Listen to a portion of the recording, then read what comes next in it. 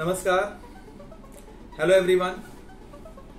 I'm RVD and a very warm welcome to my YouTube channel.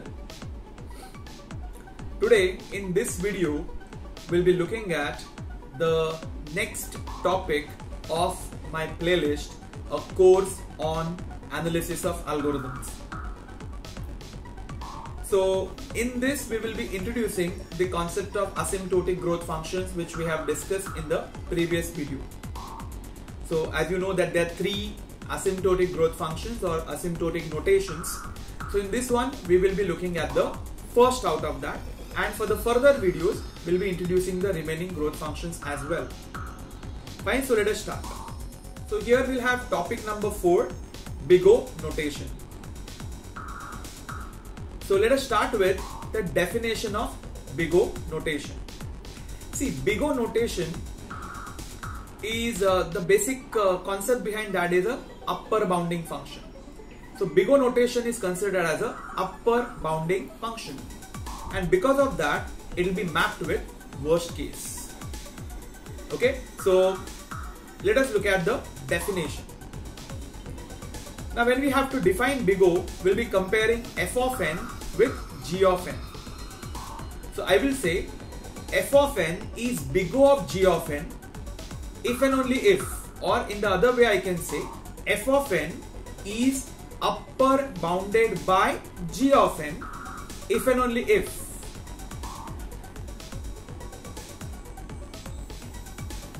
Now what is happening here is your f of n is obviously trying to increase. Okay, it's trying to go higher and higher, but this is the bound, that is g of n. So f of n, whatever way it tries to go up, it cannot go beyond this g of n, and this g of n we are allowed to multiply by a constant which is c. So the definition says f of n is Big O of g of n only if my f of n is always either less than or equal to c into g of n for all the values of n greater than or equal to n0. Now if you observe here, we've got two constants, that is c and n0. So we should say where c and n0 are positive constants. Fine. So f of n is upper bounded by g of n if f of n is always less than or equal to c dot g of n for all the values of n greater than or equal to n0. Let's look at the graph which will correspond to this particular Big O notation. You remember the graph that we have done in the earlier video, f1, f2. It will be quite similar. Okay, so even if I don't write on x-axis and y-axis, you can very well mention input, number of inputs and time. So you can see now we have c dot g of n and we have f of n, and obviously c dot g of n is upper bounding f of n, but only for the values of n greater than or equal to n0. So this obviously would be a graph corresponding to your Big O notation. Clear? Okay. So let us go ahead with an example. So here we will try to take one function, let's say f of n equal to 5n square plus 3n plus 2, and we'll try to find its upper bound. Okay, you know that the growth is dependent on the higher growing factor, which is n square. So I have to show that f of n is equal to Big O of n square. Now if I go by definition, I have to show f of n is less than or equal to c into n square for all the values of n greater than or equal to n0. So this is by definition. Okay, so now let us try to substitute. So it will be 5n square plus 3n plus 2 less than or equal to cn square.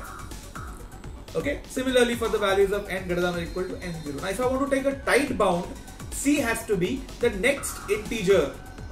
So 5n square, the next integer will be 6. So let us have the value of c equal to 6. Then what we have to prove is 5n square plus 3n plus 2 less than or equal to 6n square. Now if at all I take that 5n square on this side, 6n square minus 5n square will be n square. So I would obviously be writing in a simplified form that my n square should be greater than or equal to 3n plus 2. Now n square and 3n obviously will be equal for n equal to 3, but if I have additional 2, so the first value of n I should check is 4. Now if you can see for 4, n square is nothing but 16 and 3n plus 2 is nothing but 14. So you can clearly see for n equal to 4, it is perfectly matching, or it is satisfying the condition. And therefore, I can say my f of n is equal to big O of n square, which is proved for c equal to 6 and n0 equal to 2. Not 2, sorry, it will be 4. Okay, so that is how I'll be mathematically proving the growth of a given function. So given a function, now you know how to identify the highest exponent will be obviously the one which will be responsible for the growth. So if you see the previous example, 5n square was the highest exponent, and hence I have dropped the coefficient and I have taken n square as the growth, and I have also mathematically proved it. So if you just being asked the complexity, very simple, look at the highest exponent term, drop the coefficient, and that's the complexity which you can apply with big O. But now you are also capable of mathematically proving it. Fine. So in this video we have seen how do we define big O analysis or big O notation, and how can we use it. Big O being for worst case, or it is for upper bounding.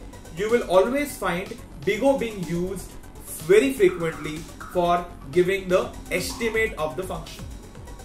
Okay, so in the further videos we'll be also looking at the remaining function along with their examples. Okay, but as far as the big O asymptotic notation is concerned, that is what we are supposed to be aware of. So that's it in this video. Thank you and a very happy learning.